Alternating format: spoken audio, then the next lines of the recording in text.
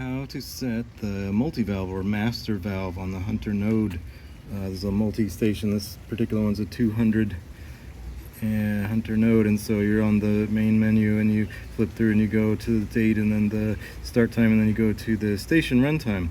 And so on station 1, this can be a master valve if you have a valve before the rest of your system. And the trick is, watch the top of the display, go to MV or master valve or multi-valve.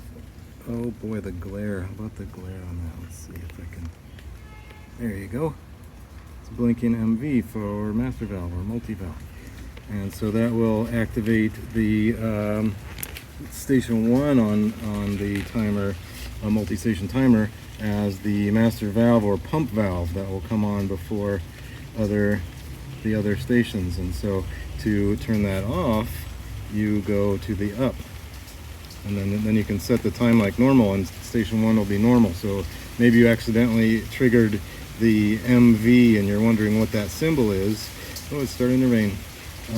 You go the minus. I'm hitting the minus, or the plus goes to the normal time, or the minus, see the MV's up there, going to, there's mosquitoes too biting me.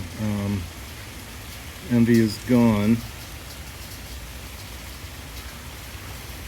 and now we're on the normal time.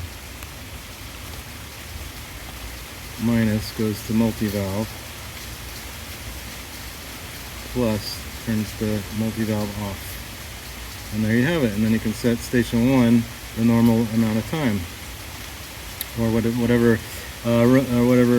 duration of runtime you want for the station 1. And we'll do it one more time before I get too wet in the rain here. Multi-valve is, I'm pushing the minus to go below 0, and then to turn it off you go above 0. Alright, this has been another great tutorial. See you soon.